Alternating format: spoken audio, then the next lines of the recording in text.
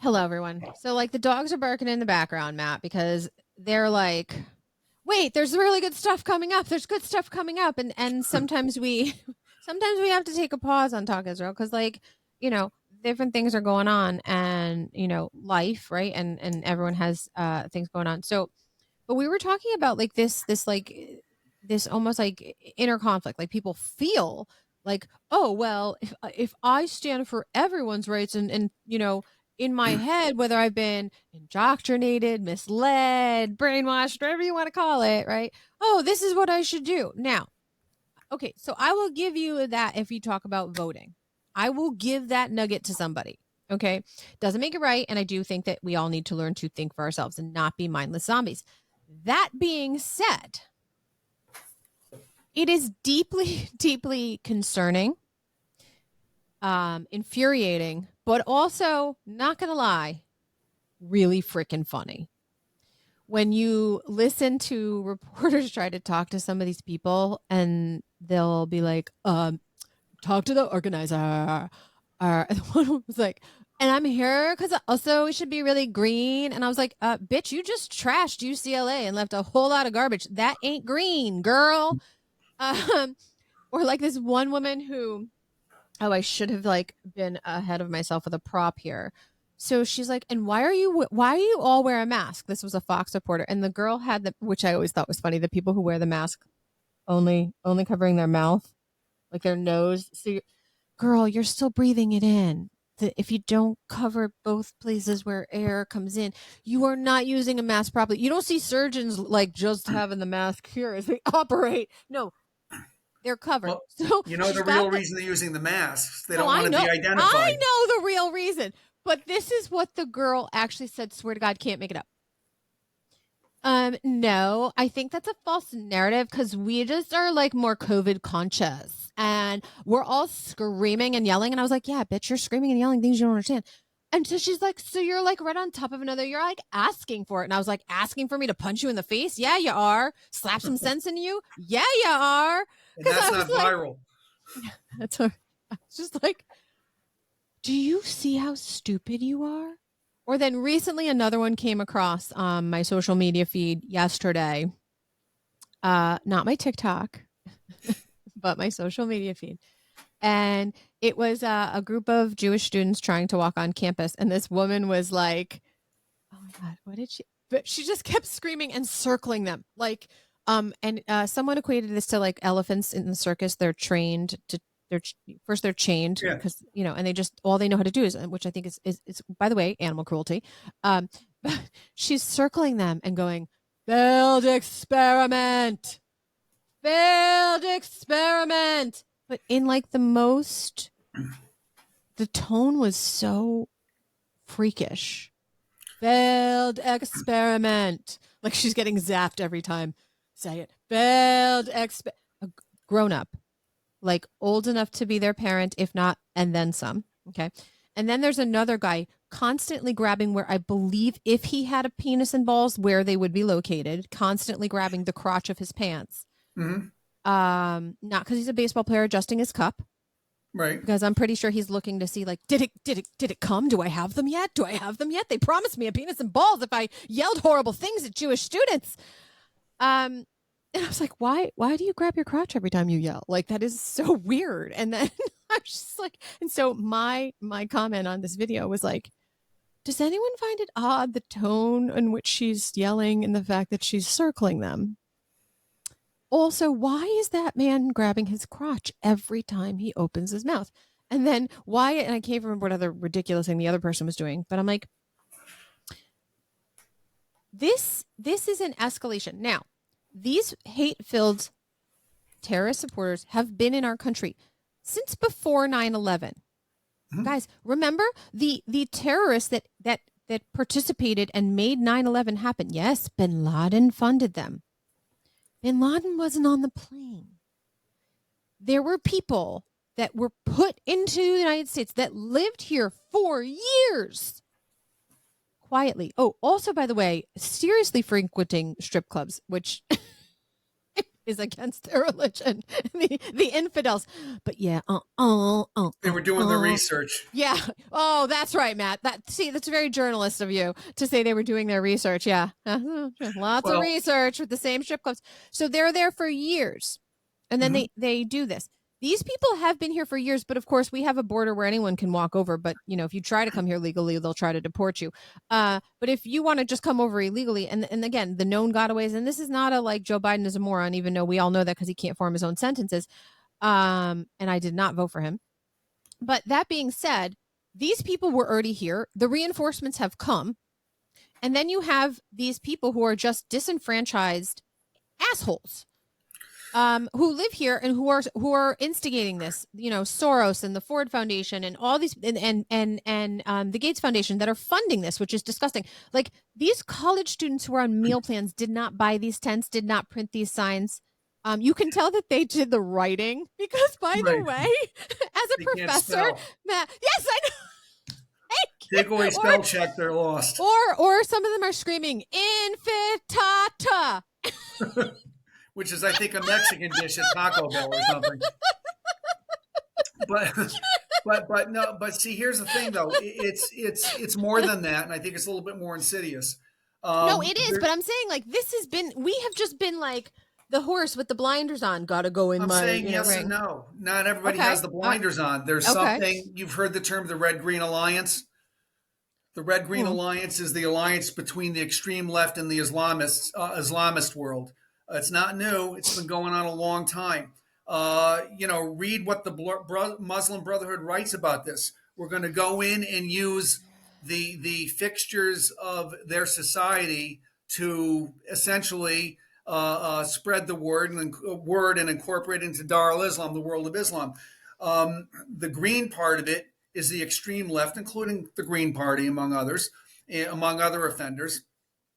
And they agree on one thing. They agree on the fact that they despise Western values and Western society, whatever that means, by the way, because it doesn't mean the same thing to all people, but they all know that they hate Israel, and they all know that they hate the United States, the great Satan, the little Satan. And just because people on the left are secular doesn't mean they don't believe the same as the Islamists do.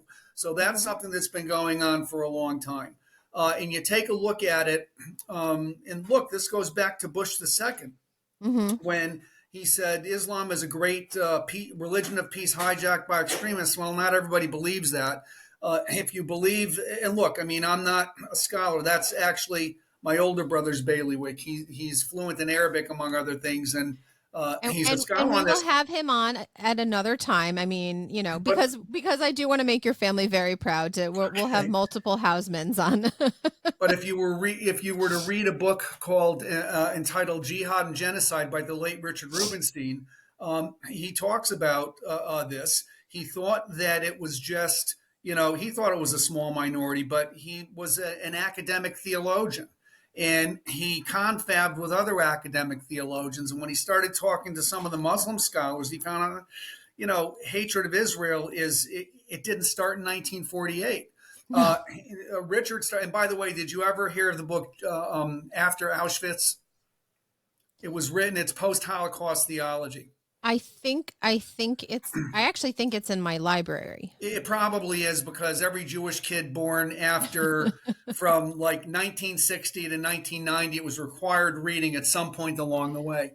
And I have an extensive Holocaust library, so I'm sure it's in there. But you probably do have it. But Richard, I had to read him in college, and when he started reading my editorials, and he took the time to find my email and comment, and we became friendly. He actually was friendly with my older brother first. My older brother speaks all over the world on Islam, jihad, all kinds of things.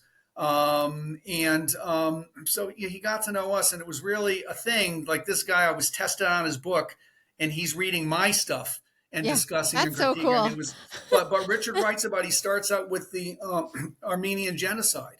And people don't realize, I mean, he writes about it, and I never thought about it this way, and I'm pretty clued in until I read the book. It follows the blueprint for jihad. They kill all the men, they enslave the women, and they force them to accept Islam. That was, classic It doesn't make it any less genocide, by the way. It certainly was. But people don't realize the religious imperative and the religious dimension. But the point is, they reject a lot of trappings of Western culture the same way that the extreme left does. And when you talk about it as a clash of civilizations, it certainly is. Yeah. People don't realize after 9/11, when there was an imam who wanted to build a mosque at ground zero, there was a reason for that. And the reason was to build a monument over the site of a victory of the House of Islam against the House of War. I mean, and they backed off, by the way, when they demanded to know at some point where his financing was coming from. He just certainly didn't want to. He did not want to divulge this information. but the point is, people don't realize this, and when you find again our situation, Jews certainly don't create anti-Semitism, but we have been, I think, our wings have been clipped in how to deal with it as a community. The reason is 100%. We have alphabet soup organizations. Please don't get me started. No, they have refused until recently to admit that there was such a thing as left-wing anti-Semitism. The majority of anti-Semitism over the last 20 years ain't coming from the right. It's not the Proud Boys. They don't love us all of a sudden, but it's coming almost exclusively from the left and unfortunately the minority communities. And now, this is something that Jews do not want to accept, especially the non-traditional movements. Yes. And look, you go wherever you're comfortable davening, but the fact of the matter is there's a reason why you mentioned conservative, reform, whatever. But the fact is Orthodoxy is not a singular movement, never was. No, God, somebody asked me on a recent radio appearance, what's the difference between Chabad and Orthodox? I said, there's not. They're Orthodox. I said, but Orthodoxy is not a single movement. You Correct. can be Hasidish, you could be Litvish, you can be Sephardi, you can be, but they're all under the penumbra of Orthodoxy. I said, however, though it's not a singular movement, it's the fastest growing stream of Judaism in this country. And while the non-traditional movements are dying because of intermarriage and also failures of education, failures of education and them becoming, you don't belong. Well, identifying with progressive politics. Look, here's what I tell people. You want to vote Democrat, God bless you, but don't say you're a Democrat because you're a Jew, because, are some liberal values consistent with halacha, with Jewish law? Sure. Are a lot of conservative values consistent with halacha? Yes. So the point is, you shouldn't say I'm a Democrat because I'm a Jew or I'm a Republican because I'm a Jew. What you should be saying is, I let my Jewish values and my Jewish sensibilities affect the way I vote. Sure. And I well, that's an educated thing to say, Matthew, and not everyone is educated. Now, that being said, I also don't want to let this go. There were 2 different synagogues that had to be evacuated for bomb threats on Shabbos, on Shabbat, which was yesterday. The Jewish, and again, I'm not saying this because you know that you do know this, but it's in case we have listeners who may not.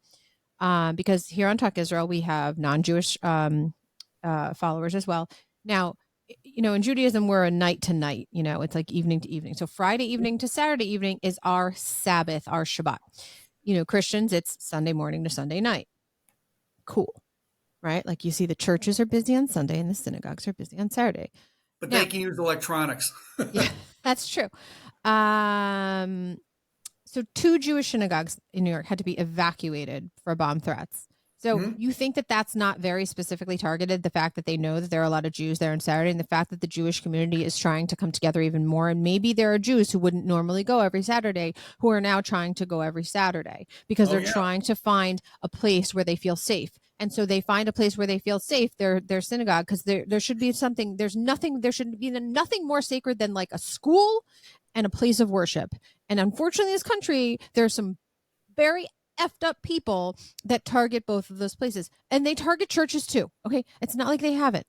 Okay. But that's why there are a lot of us who carry at synagogue, at church, because we're now forced to not only be able to pray, but to be thinking about who's going to try to come in the door, who's looking at us, who's thinking of doing something nefarious, whatever it is. Now, didn't want to let that go because that's something very, very, very significant. The fact that this is happening and growing on college campuses and this encampment bullshit. Mm-hmm. By the way, I recently saw a poster, which if I had the knowledge of where this came from, I would be there right now. They wrote a poster, how to be a kibbutz.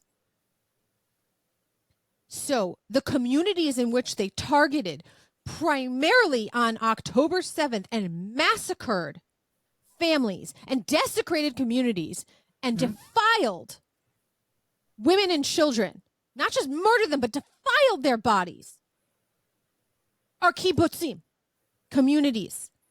And you're going to call your bullshit encampment a kibbutz? Oh, hell no. Right here and now, this is on video. Whoever you are, I am looking for you. You know, it's even worse than that. You had these people with the chutzpah on Friday night. They're out demonstrating on Friday night to light Shabbos candles and try to turn their protest into something that's sanctionable in the positive sense of the word, halachically. And the fact is, are you supposed to light candles? Of course you are. Would that constitute doing in that context? It would constitute a Chalul Hashem, a desecration of God's name. That's exactly what it is. It's the same way with these idiots who call themselves rabbis, who call for fasting for the people of Gaza, or you have to say Kaddish for the people of Gaza. These are people who don't know from fasting or Kaddish anyway, but they're trying to co-opt Jewish symbols on behalf of something that's anti-Semitic. Yes. Now, here's the thing. Would anyone, with a brain say, I feel bad for the innocent people? Sure. Now, that being said, notice I didn't say what innocent people.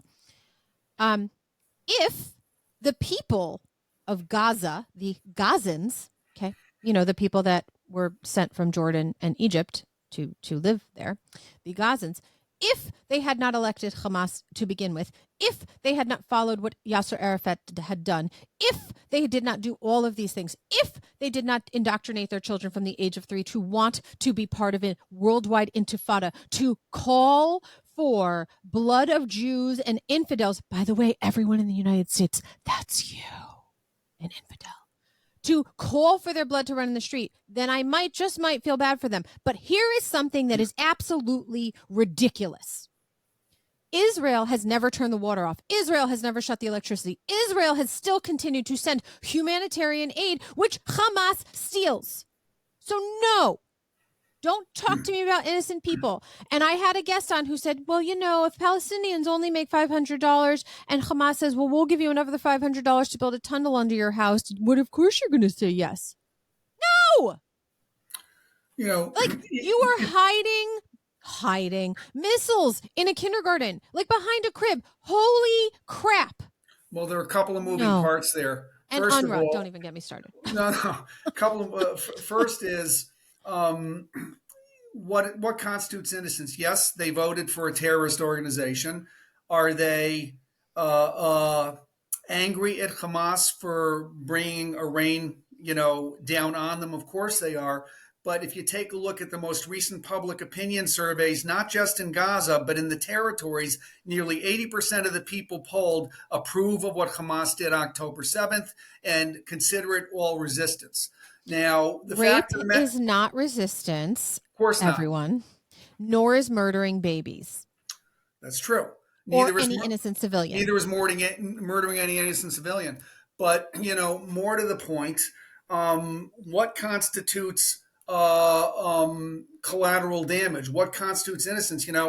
Unfortunately, everybody takes their knowledge about the numbers of so-called civilian deaths from the Gaza Health Ministry, which is a wing of Hamas.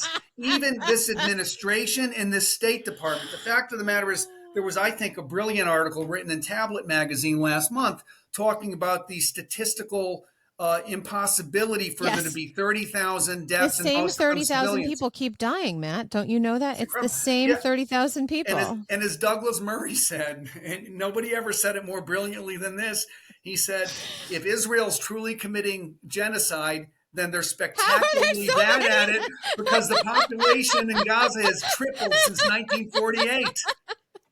So the fact of the matter is, I was dealing.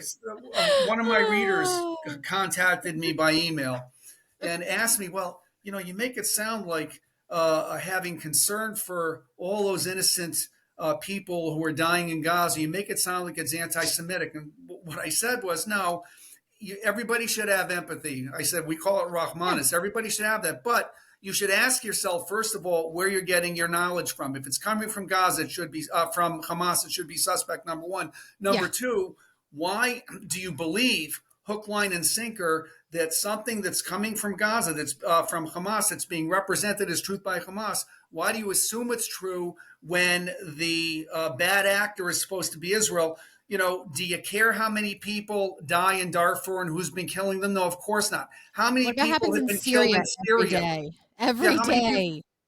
The fact of the matter is, you believe this because it's Israel, not because there's any reason to believe what Hamas is selling. I said, everybody has the one chance to be ignorant.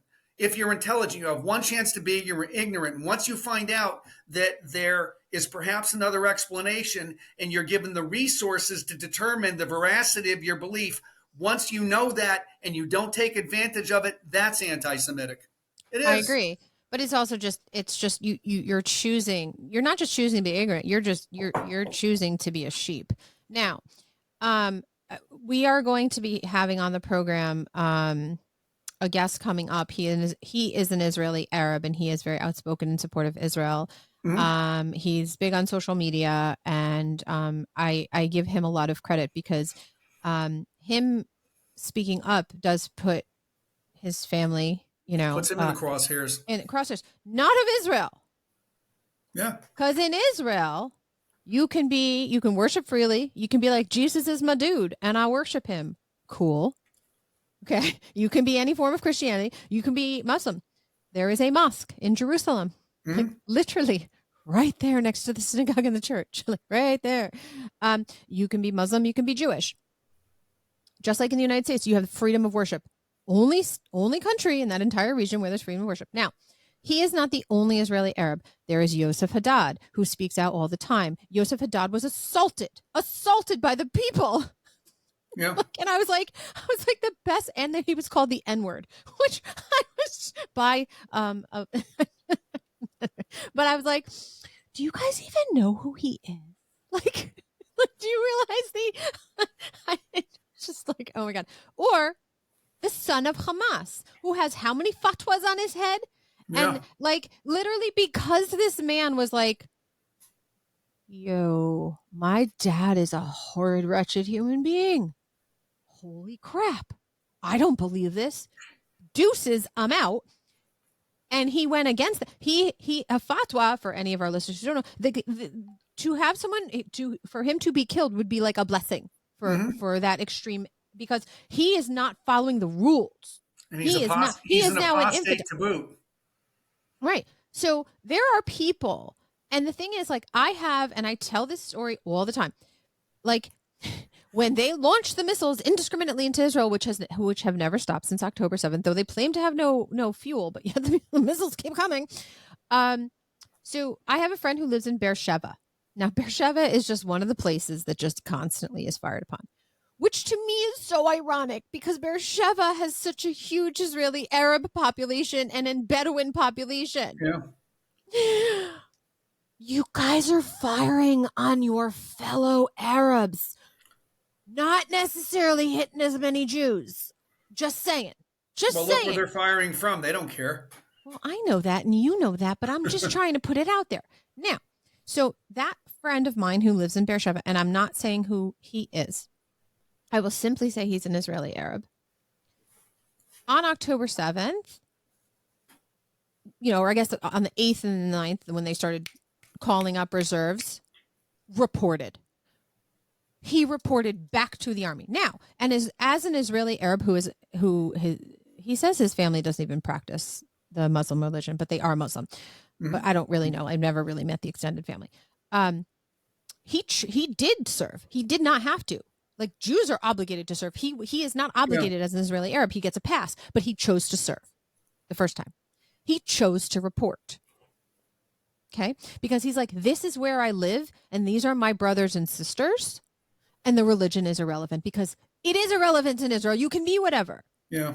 Okay. 1. 2, I have another friend in Israel who is an Israeli Arab. He is a Bedouin and he is a police officer. And that is all I can say about his identity because of what he does. He was away, like in another country on vacation.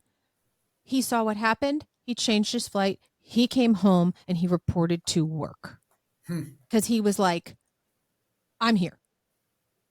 Because if you're a police officer, they're not going to, they will try not to grab you for reserve because they kind of still need you to be a police officer.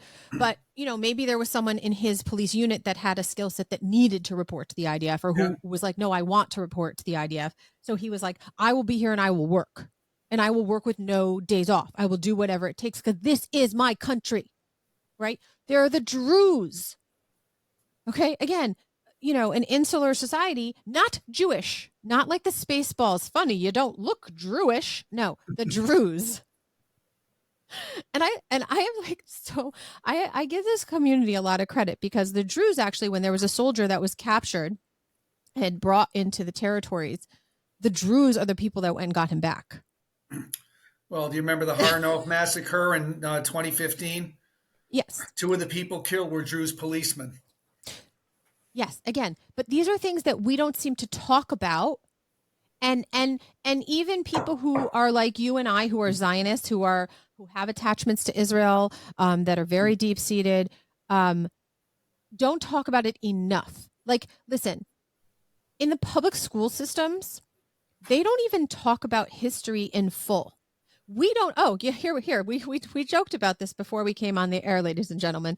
When I said, "Hey, Matt, here's my list of questions," because I don't ever like to bring someone on. Look, here at Talk Israel, we do real talk Israel. We do real talk about Israel. But I'm not looking to hang someone up. I'm very open about what we want to talk about. And you made a joke and you said, "Do you want to talk about the state capitals?" I'm a whiz. And I went, actually, maybe we should, because one of the things, so I'm gonna line this one up for you, or I'll lob it to you. So swing away. These people are chanting, "From the river to the sea, Palestine will be free." Oh my God, I'm so glad that you can rhyme. What river, sweetie? The river. It's like, it's like a river. Which one? It's the river. Okay, cool. It's not called the river, FYI. To the sea. Which sea? A sea is like an ocean. Someone really said that. Someone was interviewed. It's like an ocean. A sea is like an ocean. Dear God. Or what? Dear humanity. Okay. You don't know which river. You don't know which sea. So I jokingly say, here, I'll show you a map of Europe. Find Italy. It's like a kick to find it. It looks like a freaking boat. It's on the bottom. I'm not even Here's a hint. It's the one that looks like Italy. I'm not even asking you to put down France or Spain or tell me their capitals. And then I go, I'm not even asking you to name all 50 states or even put it on a map. But when I went to school, we used to have to fill out the entire map of the United States with every state and its capital. And we used to have to identify every country in Europe and Africa and all the continents. We had to identify everywhere that existed in the world. You had to know what the country was. You had to know things about it. You had to know about England's political system. And we also joked around about the misspellings on their posters. When I was in elementary school, we had to learn how to diagram a sentence. Can't do that anymore. And forgetting about teaching civics, they don't do that. They don't teach civics anymore because, of course, that would be triggering to somebody. Oh, and all these students are triggered. Grow up. So, I need to be some from my funnel, and also I need Uber Eats to deliver vegan-friendly meals, but no bagels because that's like too Jewy. I just want to be like. So that being said. That's like basic humanitarian aid. So that being said, and she's a PhD candidate. That DEI. one. DEI. Is it a she? I wasn't even sure. And I think I was she's like, Jewish, unfortunately. no, whatever. Just because you're born something doesn't make you something. Um, I just, how many other people like effed up that was who they put in front of a microphone? Well, here's Also, something can I interesting, just though. say, but big prop to the cops of all these places, because I would be like, are you kidding me? Come over here, you stupid ignorant. Like, I would be like, their self-control is amazing. Okay.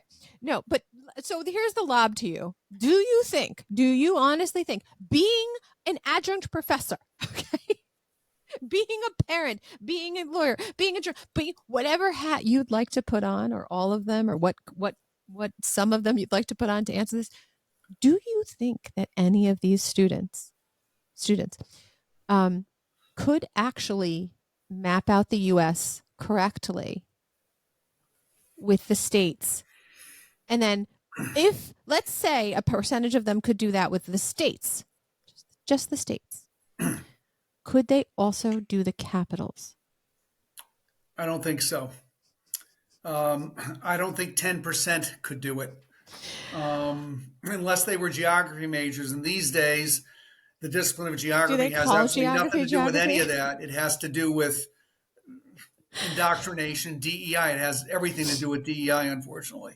Yeah. Well, Um, and it was starting to that discipline. I was a dual major in history and geography way back when, and even back then, the geography part was becoming very politicized. Not history so much, although it has since then. But no, I I don't think mean, any of them could do that or diagram a sentence or recite any the substance of any article of the Constitution. They don't teach it. It's no longer considered relevant. Learning classical literature is it's considered a symbol of the patriarchy. I mean, education.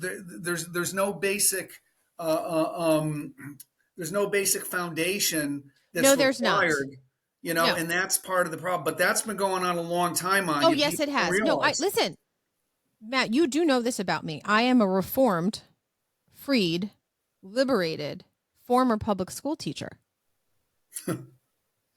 And I left because, well, there's a lot of reasons why I left, but one of the things that I honestly just still I cannot like logically understand.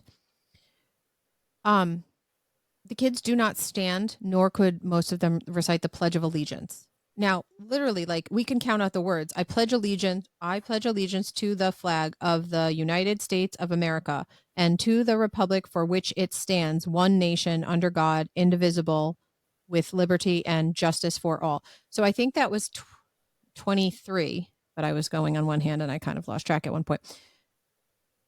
Okay. They for sure don't know the national anthem. So none of them are going to be Olympic athletes because they're not going to be on the podium being able to sing. But like, what we really don't teach, or what people say is like, oh, you can't read that book because it talks about things and there are words there that are not okay. Okay, well, first of all, why is it okay for those words to appear in like common music, but you can't read a book because it says it? If you do not acknowledge dark points in history, if you do not acknowledge history, including the dark points, like, hi, I guess because we stopped teaching history, people forgot that there was this thing called segregation in the United States, where people who had black, dark brown, brownish, whatever skin, who were considered black or African American, whatever you're calling it at the time, anyone who was dark and not white was told to go to a different school, was not able to drink out of the same water fountain, was not able to have to go into stores. Okay. Now we had that. And then you go back in history again. There was a time where in Europe, Jews were forced to wear an armband that identified them when other people had an armband that identified them a different way. And they too were not able to go certain places, have certain jobs. Things were taken from them. People were killed because of the color of their skin. People were killed because of their religion. These things happened. If we don't acknowledge them, what happens? We repeat them. And what are we doing? We're repeating them. Yeah. And part of the reason they get repeated is again because we don't know our own history. Like you just mentioned, religion. Something the majority of Jews killed through history had nothing to do with religion. It had to do with ancestry. Yeah. The Nazis sent you to the ovens, whether you were religious, irreligious, capitalist, communist, baptized. When you talk about the anti-Semitism of the church, and the church is very anti-Semitic, institutionally, people don't realize racial anti-Semitism, as it came to be known in Europe, started with the Catholic Church. If you take a look, for example, at the forced conversions going back to France in the 500s and the Iberian Peninsula later on, if you were a Jew living as a Jew or quote unquote a new Christian, which was slang for forcibly baptized Jew, you weren't eligible for membership in guilds. You weren't eligible for certain professions. You couldn't serve in government. And before the Inquisition, which was, 1492, Columbus sailed the ocean blue, and they kicked the Jews out of the Iberian, Spain anyway. I don't think everyone even knows who Columbus is. The first statute of blood purity was passed in Toledo about 40 or 50 years before that. They were defining Jews by blood, by ancestry. As I said, you don't get genetic diseases based on what you believe. And so my point is that were Jews ostracized, persecuted, and killed because of their religion? Yeah. Were they subject to persecution and genocide because of their ancestry? Yes. Because of xenophobia, because we're the ultimate outsiders? Yes. All of those things. The fact is, Jews don't know this anymore. And, again, we have to be our own advocates. And that's where the Jewish community has failed. As I mentioned, some of the alphabet soup communal organizations refused to acknowledge anti-Semitism on the left. When Ilhan Omar, I don't even utter that bee's name for one of her, repeating marrying something that was really out of the blood libel. She was given kudos for apologizing when, in fact, she never really did. The fact of the matter is, regardless what your politics are, if you can't acknowledge where it's coming from, then you can't be, the watchdog for your own people. And if we're not the watchdogs for our own people, no one else is going to do it for us. No, but like, I don't even utter her name because and also the fact that Columbia, by the way, you literally, like when I say that Columbia University, like vomit is literally in my throat. You expelled her daughter or suspended her, and then you allowed her and her mother to walk on your campus the very next day. You know what, Columbia? F you. And here's the thing. I think it's disgusting what they did to Hamilton Hall. That's breaking and entering. These are all lawyer things. Also, that hall is historic, and what they did to the walls, like there's like irreversible damage that has been done to that building. And like looking at the NYPD, what's the uniform cam? It has a name. Oh, the body cam. The body cam. Thank you. The body cam. The body cameras were on. And the things that were seen off of those body cameras, it's like are unbelievable. And also, like, by the way, like, how do you not know you're screwed? Like when the cops show up, like why are you like, it's going to go a lot better for you if you just stop fighting. Yeah. Or like the idiots that ran at cops with cut up garbage cans. But I love the first one hit the cop and went bam. And I was just like, dude. So Greg Gutfeld, so much love. Greg Gutfeld, you are welcome on Talk Israel, Real Talk Israel, anytime. Seriously, open invitation. And by the way, I've been to your show and I love it. So, I'm just saying, I've been to your show. You come to mine. Tyrus, Jimmy Fela, all of you guys, welcome anytime. Well, most of your guests are welcome anytime. But he was like, clearly that one has never done anything athletic in his life. And I was like, really? Was it that apparent? And that cop was not like overly largely sized. Yeah. I think the guy that ran at him was bigger. Well, because the guy who ran at him, his exercise regimen is still mostly theoretical. That was the most running he's done in a long time or ever. No, probably since the high school fitness test. I remember those. Yeah, the presidential fitness test. I think they do still do that in schools, the presidential fitness test. I mean, teaching English or writing or math or cursive or how to read an analog clock. No, none of those things are important, but we Or would use a like you to be dial able to run phone. a mile. Oh my God. Wait. Oh, again, I wish I knew that you were going to bring that up because I have the one from my grandparents' house. It's green. It's like olive green. And I just keep it, I keep it in, it's actually here in my office. It's just like something I have out because it's like it's just more of an emotional attachment to it because I wanted to try to see if I could use it. And someone told me that not even anymore because everything is like through the internet and cable and all that other stuff.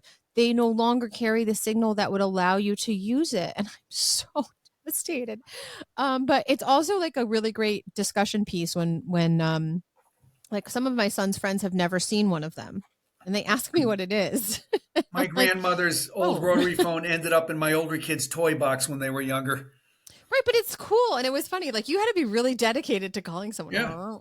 Oh, and I think that I also get like all giddy whenever I see a payphone because like I remember payphones. But there's so much going on right now. And I feel like, so I guess I want to ask you like a strictly legal question right now, because Sure. I know that we, you know, you have other things that you need to do and all this other stuff. But like, by the way, I hope you know that you are welcome anytime to come on Talk Israel and we will make Oh, a thank podcast you. about whatever is going on because first of all, you're a pleasure to speak to. It's nice to have an intelligent conversation with someone and a meaningful conversation, which we try to do. And I feel like all of our guests on Talk Israel are able to do that. So it always makes me very happy when I'm able to share someone that maybe some of our viewers or listeners didn't know before. But I'm just so baffled by like this idea of like when codes of conduct now please explain this to me like legally Mhm. speaking. Colleges have codes of conduct, right? You Mhm. have to sign them. And if you're an athlete, you have a secondary code of conduct because you are governed by a secondary Sure. thing that, you know, so like you can't cheat on exams, you'll be kicked off the team. You can't cheat during your sport. You can't do these things. You have to attend class. You have to have a certain grade. You have to have, okay. So there's all these codes of conduct to like you don't just have the right to just go whatever university you feel like going and doing whatever you feel like doing and just feeling like after a certain amount of time you get what you want. No, that's not Yep. how life works, right? It's not how jobs work. It's not how any of these things work. Now, life lessons clearly they don't have any life experience or consequences. This is Mhm. like the everyone participation trophy generation, but so they've clearly broken code of conduct things, okay? Mhm. And you know, not going to class, starting encampments, physically blocking and at times assaulting Mhm. other students. So there's a crime, right? You've put your hands on someone and you've blocked their ability. You do not work for the university, you do not work for the public safety, you do not work for the police. Mhm. You have blocked a student from attending class, a tuition paying Yep. or scholarship getting doesn't matter. A registered student from attending his class, you as another student or a non-student have blocked that person from getting to class.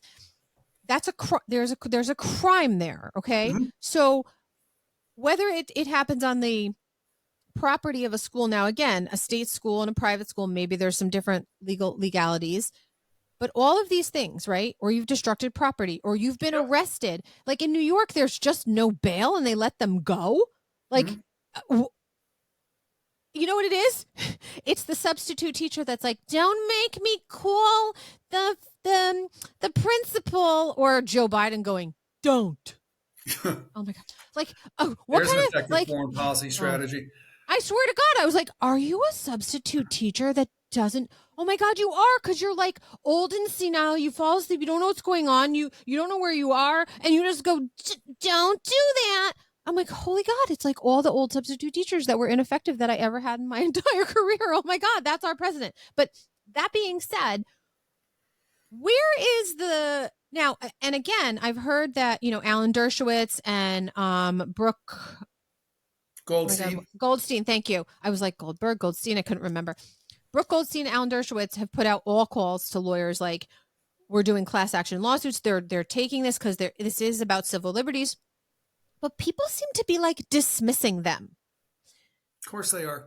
Why is this? How is this legally? How is this possible? And then what is the recourse that like these Jewish students or their families have? Well, if you're violating a code of conduct and it's an established code of conduct, that should be enough for the university to take punitive action to suspend right. or expel, depending on what it calls for. I would think that committing a felony on campus would probably violate most codes of conduct. The problem is they have to be willing to enforce their own codes, and I suspect that's part of the analysis that Dershowitz and Goldstein are going to be taking a look at. Do they have these codes that are enforced equally across the board? There we go. Now, and they don't. But here's the other thing, too. You're arrested for a felony, and arrest people don't realize it doesn't mean anything, which is why very often on a job application, can you be asked, have you ever been arrested? No, because you might have been arrested, but the charges may have been thrown out. It may have been, you might have gotten accelerated rehabilitation, at the end of which you're entitled to say, by statute, I was never arrested. Did not know that. But it's a conviction. But here's the problem. Is Alvin Bragg in New York going to prosecute any of these kids? Probably not. No, he's really focused on Donald Trump right now. No, but even beyond that, all of these progressive DAs across the country are not prosecuting any of this stuff. But doesn't that go to the broken windows theory? Like, I don't mean to be like blue bloods. The broken windows theory is you go into a neighborhood with broken windows. Why? Because drug dealers, prostitution is drawn to those kinds of neighborhoods. Why? Because the presumption is the police don't care. They're not going to do any policing. So what does broken windows policy means? We're going to go police those neighborhoods. And by the way, the populations who live in those neighborhoods don't live in those neighborhoods because they want to. They can't afford anything else. They love the police presence because they don't want their neighborhoods turning into drug dens or prostitution, meccas any more than the authorities do. But that's broken policing. This is a little bit different. And by the way, these DAs don't like broken policing anyway. Defund the police. Well, that's one of the first things that gets cut. So that's one of the reasons, by the way, why those crime statistics have gone through the roof since these people started getting elected and taking these positions. You don't want the police until you need them. Exactly. But the other thing too is, which I don't understand, I could never understand when judges are elected officials. Look, hacks can get appointed too, but it seems to me there's a little bit more quality control than if you leave it to the vicissitudes of the electorate. But by the same token, I don't understand how the DA position should be political. In Connecticut, it's political in the sense that you got to have connections, but you're appointed. And you're supposed to be appointed based on a resume, based on a CV, regardless of your politics. Based but unfortunately, in places like New York and California, that's all it is. Yeah. So basically they believe, I think, in forgiving property crime, not holding people accountable, and especially if you're on the left side of the aisle when it comes to assault. Well, if you're assaulting a Jew and it's over the Israel-Palestine issue, okay, we'll give you a pass. But God forbid you should say to somebody, I took his money because I thought he couldn't defend himself because he looked overtly gay to me. Then you've got a hate crime. You're going to have the book thrown at you. Now, or again, God forbid you injure somebody while you're engaging in self-defense. Now, so how do we stop this? Like, is it the alumni at these institutions have to be like, what the F? And stand up and listen, I think first and foremost, any person who is Jewish, who is giving money to an endowment should absolutely stop. By the way, Bob Kraft, thank you for doing it. I wish you had done it sooner, but thank you for doing it. Bill Ackman, thank you. You're a freaking mensch of all mensches. By the way, I have a lot of nonprofits in Israel that could absolutely use your endowment money, and I'd be happy to talk to you at any time, Mr. Bill Ackman. Just let me know. I'm here to talk to you. There's a lot of people who could benefit from your money, to rebuild their homes, get therapy for what happened to them on October 7th. So lots of good uses for your money. So if any of our listeners out there know him personally, just tell him to give me a call or to DM me on social media, because I will make time for you, Bill. I will make time for you. You're welcome. Also, but now Bob Kraft, I actually do know him personally from my work at the consulate. He and his late wife Myra are very, very generous people, and I really kol hakavod to him for doing that. Now, I plead with all of you. I also plead with you to.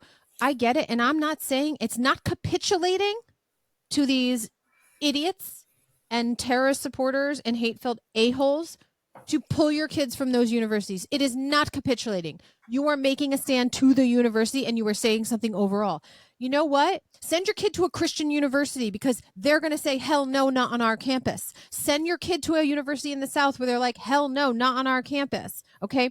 I think what may have helped turn the tide a bit is the fact that when they started, yeah, you can shout death to America. By the way, again, the West, when we were saying the West is next, they're here. They've been here. Yeah. You see, they have no regard for the American flag. Like, you have American kids, which I love the irony in the fact that a lot of these kids have like alternative lifestyles and pink hair and tattoos everywhere. And they have like one of the people who calls this out the best is Daniel Ryan Spalding, who calls himself a power gay. He is not Jewish. He is one of the most outspoken people. And I give him so much, he brings me so much happiness. First of all, he's incredibly entertaining. And I definitely, Daniel Ryan Spalding, if you're watching, I want to go to the next gay pride parade in Tel Aviv with you because you look like you have an awesome time. You look like you're freaking awesome to hang out with. And and you are smart and intelligent and you speak up. So thank you to you, Daniel Ryan Spalding. Also, just DM me. I'll make time for you. He is speaking out and calling them out. He's like, they're going to throw you off a roof. It's like, hope you had a nice life. Listen, I think the best thing to happen to this is Iran is saying, free tuition. The Houthis are saying, yeah, come here. Please. Bahat the fucking cha. In fact, I'll take out a second or third mortgage if I have to. I'll pay for your ticket. Bye. Get out. Death to America. You don't like America? Bye. Don't let the door smack you on the way out and hope you had a nice life because it's over. You're done. I think when they have been taking down the American flag, that activated a lot of very proud Americans. And when they take down the American flag and burn the American flag, you spit on the families of the service members who have given their life or sacrificed their bodies or sacrificed parts of their time for this country. Service is not mandatory in the U.S. It probably really should be because maybe we'd be in a better place.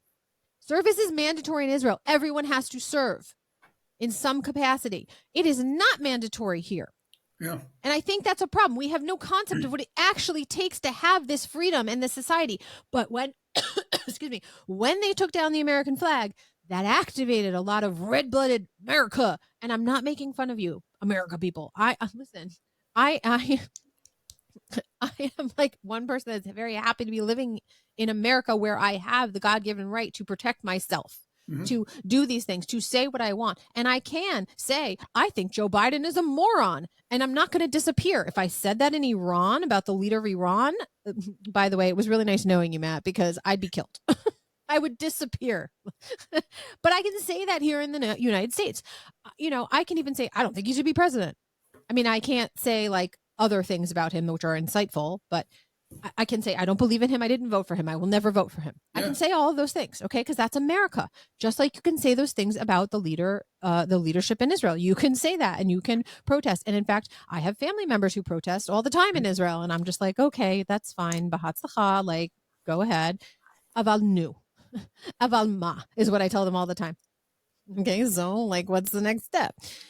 But I do think that may have turned the tide. I mean, even when Fox, because that's all that I really watch.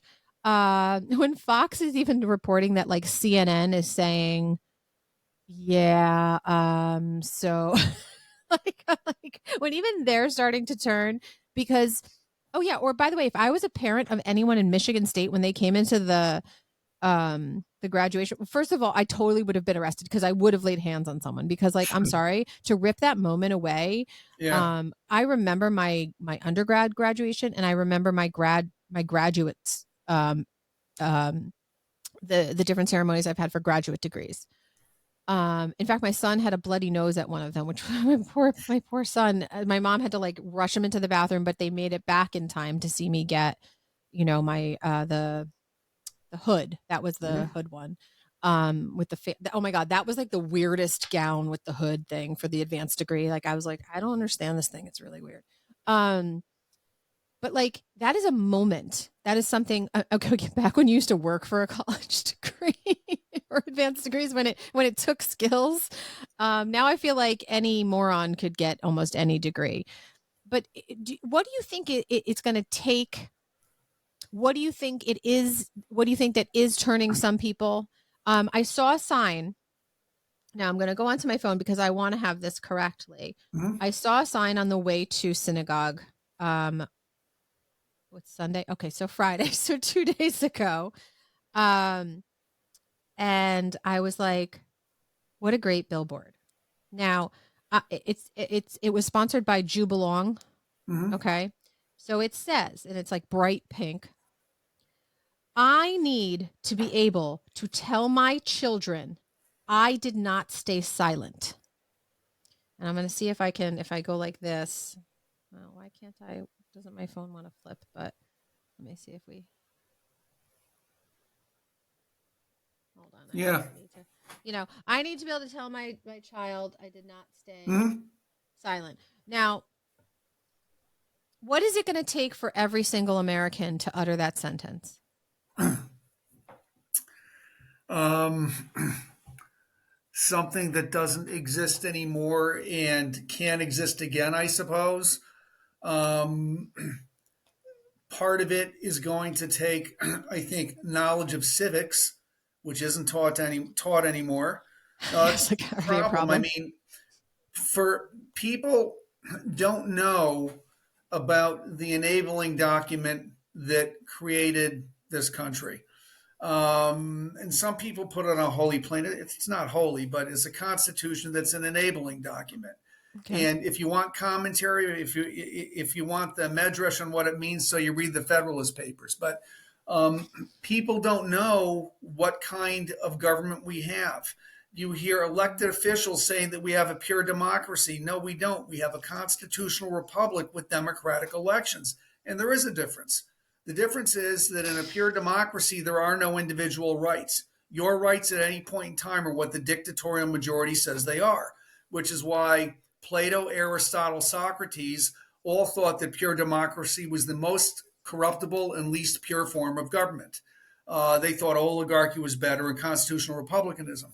Founding fathers didn't believe in a pure democracy. When Benjamin Franklin was reportedly asked after the Constitutional Convention by somebody from the press, which in those days was only newspapers and letters, what kind of government does the Constitution guarantee us?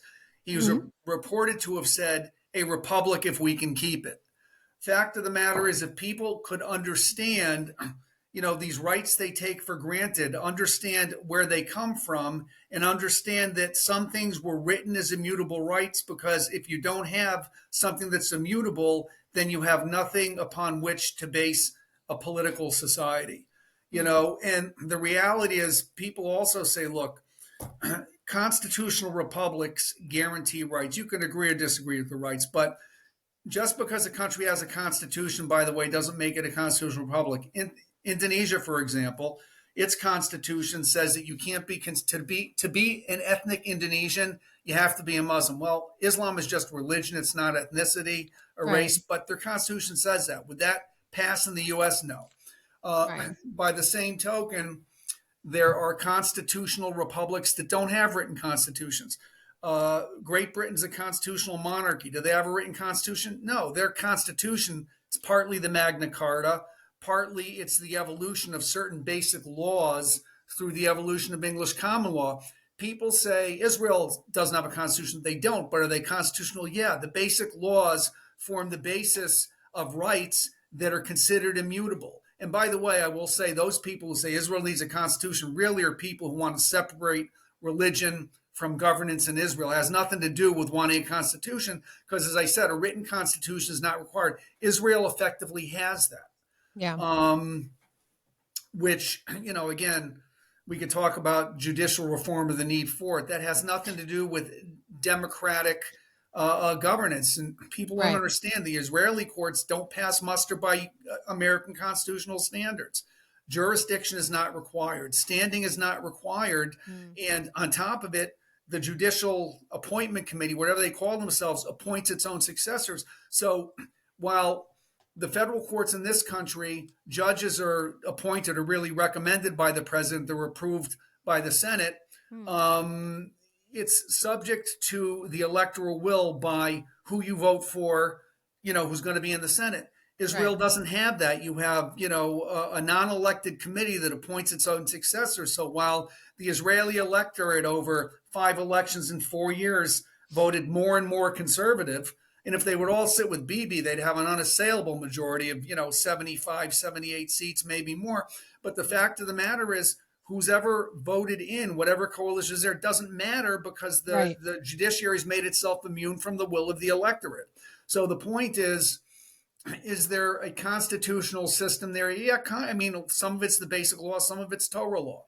But the fact is, there is something that you can look to that creates rights that carry forward. When people don't understand that about the United States, they don't understand what needs to be protected. And if they don't understand that, they don't understand the mechanism that was created for doing that. And unless people learn that, and in terms of their political identity live by it, then I don't know that there's any hope. Yeah. So, I mean, I do think that, I mean, I make jokes about the American education, the public school education system all the time, being a product of public school education. And then, of course, actually actively participating in it, and realizing, like, when I was, teaching, I had no say in what I was teaching. I was told to teach what I would teach. And, I give a lot of credit to certain people, like my son's 3rd grade teacher, who went above and beyond. And even though it was not, she was not told, she was told she does not have to teach it anymore. She Right. taught them cursive. She taught them how to read a digital and an analog clock, not just Yeah. a digital and an analog clock. She chose to do these things. And my son is better for it because he can also say it's 2:30, it's 1:45, and know what he's talking about. Shocking. Yeah. and know that means, like, 3:15 means 3:15, and that the big hand is on the 3, and Jesus, it's like, whoo. So I do think that, yes, that's part of it. But I implore our fellow Americans, not just our fellow American Jews, but I implore, like, my fellow Americans, please don't nod at this. Please don't be Pastor Martin Niemöller, who waited way too long to realize, shit, should have done what was right to begin with.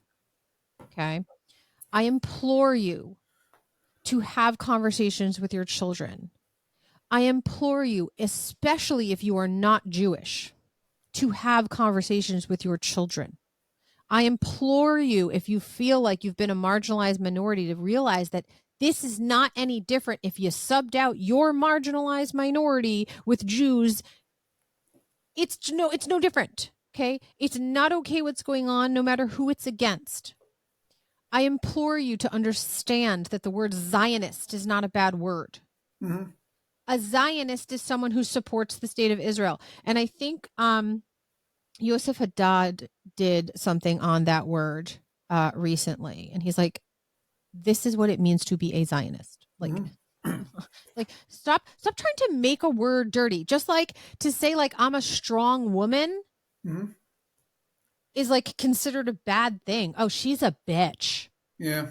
I might also be that way, but it's not. Got nothing to do with strength of character. Correct. Yeah. Like, I implore you guys to please either diversify where you get your information. I implore you to talk to your friends, because do I have a certain amount of people that either watch parts of this or follow me simply to hate on me? Sure. But again, bahat's the fucking chadiyu, because the more you send it, the more I donate to nonprofits in Israel. So cool. Keep it coming, because I show you my face, and if you had half a brain, you'd be able to find me. And by the way, bring it, because I'm not going anywhere. And a huge like kol hakavod to all these college students who are standing up. I do want to shout out a friend, Matt, because I think you'll really appreciate this. There's a woman I met, and I do call her a friend now. She is the owner of Aleph Bet Jewelry. Aleph Bet, not Aleph Fat, but Aleph Bet Jewelry. She is giving a Star of David necklace to any college student whose parent writes to her and says, please send this to my child. I'm proud of them. I love them. Stay strong. And I think because she said to me during a podcast, they're our children. Yeah. Now, it's not just our children because we're Jews. No, they're our children because they are in our community. Okay. So we as parents, right? It takes a village. These figures of speech and these like things that people say do have meaning. There is a reason that people say it takes a village. It does. So be a village, people. And realize like it's not cool. I wouldn't want someone treating my kid like that, so I'm not going to let someone treat someone else's kid like that. I implore you guys to find your values. Learn, please. Obviously, I am not like I don't have as many. I am not a lawyer. I don't have all that knowledge and all those degrees. But like, if you have a question and I don't have the answer, I will help you find it. Matthew Hausman will be like all of the connections that you can have to him to read his stuff or to contact him if you either need some legal help because he is licensed in certain places in the United States and can legally help you. If you just want to know his opinion on something because he's intelligent, his contact, how he would like to be contacted will be part of this podcast. You guys can always DM me. You can always reach out to me. If I can't find the answer, what do I say to you? I'm not sure, but I will try to find out. Okay. I'm not into getting into like a pissing match here and there. You want to argue with me, but hat's the fucking call. Like I don't have time for you. But if you want to have an actual intellectual discussion, I will make time for you, but not if you're just going to yell at me and call me a dirty Jew. But most of the people that watch and follow us are watching and following us because they genuinely either want to learn more or are on the same wavelength. Okay. Now, I proudly have this behind me.